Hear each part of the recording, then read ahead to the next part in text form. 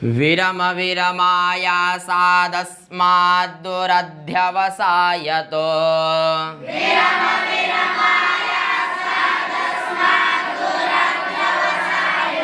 विपदि महतां धैर्यध्वंसं यदेक्षितुमीहसे।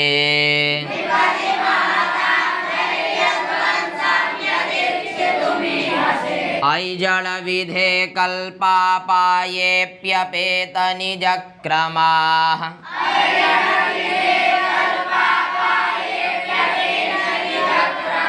कुलशिखरिणः क्षुद्रा नैतेन वा जलराशयः।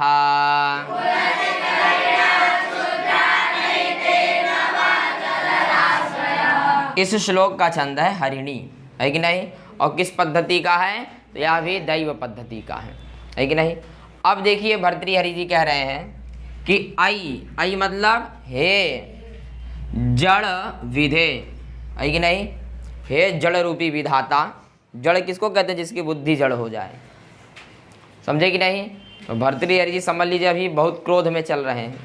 हर प्रहार उनका किसके ऊपर है, ब्रह्मा जी के ऊपर, क्योंकि भाग्य के रचयिता कौन है, ब्रह्मा जी। इसलिए सारा प्रहार जो है अपना ब्रह्मा जी के ऊपर फेंक रहे हैं। क्या बोल रहे हैं, कह रहे हैं आई मतलब हे जड़ विधे, हे जड़ रूपी विधाता, हे मूर्ख ब्रह्मा। क्या कह रहे हैं, कह रहे हैं यदि ईक्षितुम ईहसे। क्या बोले, है कि नहीं। ईहसे मतलब चाहते हो, ईहसे मतलब चाहते हो, और ईक्षितुम मतलब देखना, है कि नहीं। क्या बोले, यदि आप ईक्षितुम ईहसे, यदि आप देखना चाहते हो, है कि नहीं। पहले क्या बोले, अयि जड़ विधे, हे जड़ रूपी विधाता, यदि आप जो है ईक्षितुम ईहसे, ईक्षितुम मतलब देखना, और ईहसे मतलब चाहते हो। बोले यदि आप देखना चाहते हो, बोले क्या, बोले धैर्य ध्वंसम। क्या बोले, बोले अगर आप धैर्य का ध्वंस, धैर्य का नाश देखना चाहते हो, बोले किसका, बोले महताम। किनका, महताम अर्थात महान पुरुषों का, सज्जनों का यदि आप धैर्य ध्वंस ईक्षितुम ईहसे देखना चाहते हो, कब, विपत्ति काल में, समझे कि नहीं। भर्तृहरि जी कह रहे हैं हे मूर्ख ब्रह्मा, यदि आप जो है विपत्ति काल में महान लोगों के धैर्य का ध्वंस ईक्षितुम ईहसे यदि देखना चाहते हो, तो विरम विरम रुक जाओ, रुक जाओ। विरम मतलब रुक जाइए, समझे कि नहीं। क्या बोले, यदि आप भाई महान पुरुषों के धैर्य का नाश देखना चाहते हो तो क्या हो जाइए, विरम विरम रुक जाइए आप। बात समझे कि नहीं। कह रहे हैं अस्मात्, अस्मात् मतलब यह जो आपका आयासात है, आयासात कहते हैं प्रयास को, आयासात मतलब बोले जो आपका प्रयास है, कैसा प्रयास, बोले दुरध्यवसायतः। कैसा प्रयास है, दुर मतलब बेकार, और ध्यवसाय मतलब आपका ये जो दुष्ट प्रयोजन है, या आपका जो दुष्ट प्रयास है, इसके प्रति आप क्या हो जाइए, रुक जाइए। ये दुष्ट प्रयास मत करो। बात समझे कि नहीं। क्या बोले पहले, बोले यदि ईक्षुतुम ईहसे, यदि आप देखना चाहते हो महान लोगों के विपत्ति में धैर्य का ध्वंस, तो रुक जाइए। अस्मात् मतलब यह जो आपका प्रयास है दुरध्यवसाय है, यह आपका प्रयोजन जो है बहुत बेकार प्रयोजन है। बात समझे कि नहीं। कैसा प्रयास है आपका, ये दुष्ट प्रयास है आपका, ये दुष्ट प्रयास मत करिए, ये दुष्ट प्रयास मत करिए। अब नीचे की दो लाइनों में एक उदाहरण दे रहे हैं, बोले जैसे इसका नाश नहीं होता, ऐसे महान पुरुषों के धैर्य का नाश नहीं होता।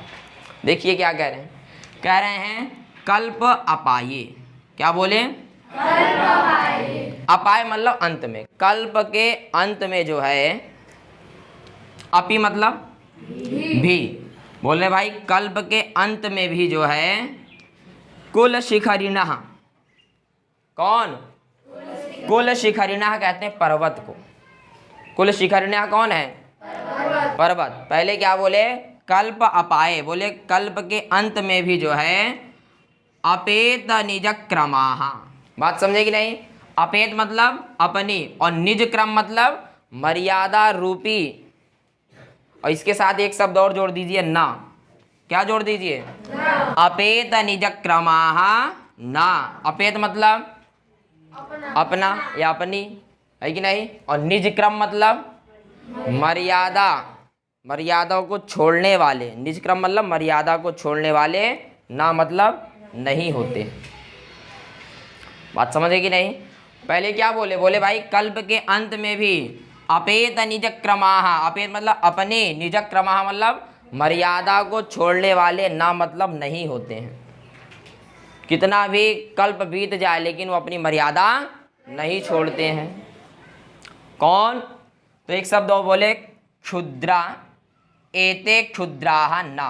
क्या बोले?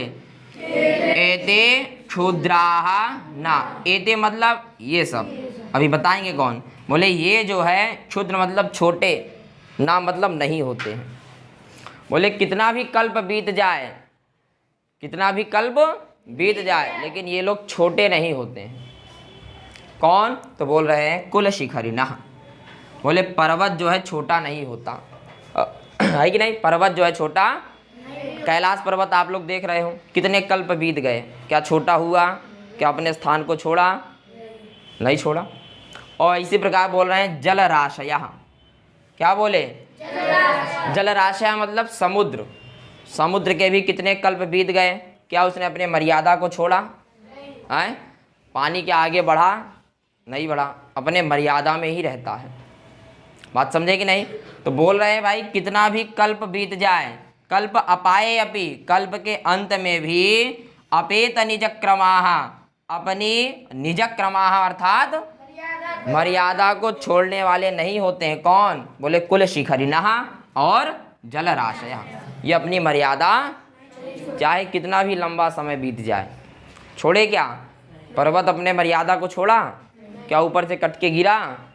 कितने भी आप आंधी चला लीजिए और आप कितना भी भूकंप ला दो, कोई नुकसान होता है इनको?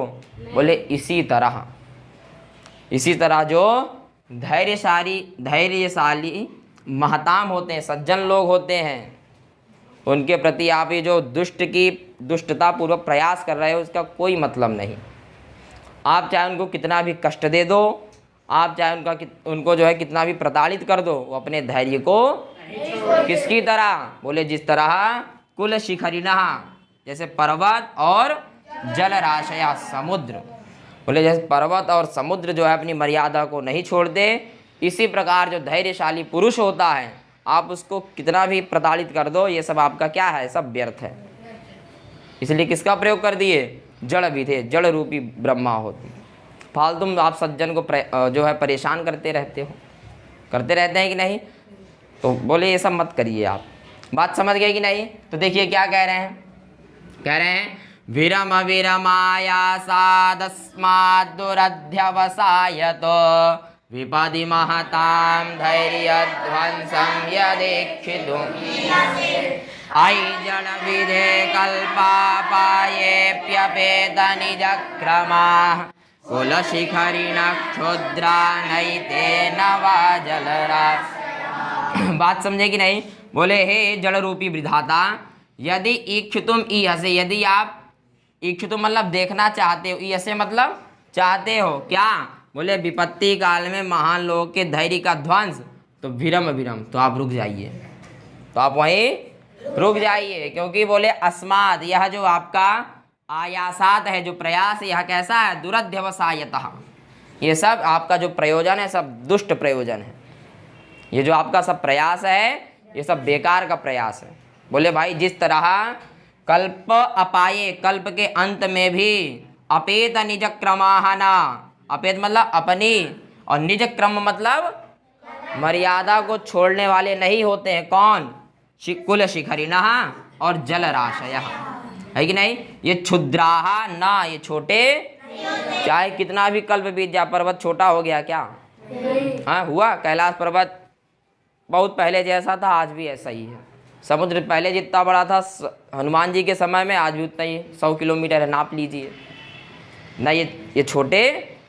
बोले इसी तरह आप कितनी भी विपत्ति ला दो, कुछ भी कर दो, जो धैर्यशाली लोग होते हैं अपने धैर्य का परित्याग नहीं करते। आपका भाग्य चाहे जैसा हो, आपका भाग्य चाहे जैसा, आप उनको कितना भी परेशान कर लो, कुछ भी कर लो, अपने धैर्य को लोग इसलिए रुक जाइए। व्यर्थ का परिश्रम मत करो, सब बेकार है। बात समझ गए कि नहीं? और इस श्लोक का छंद क्या है और किस पद्धति का श्लोक है? दैव पद्धति। बोले आपका भाग्य भी इनके सामने फेल है। बात समझ गए कि नहीं? तो बस आज के लिए इतना ही।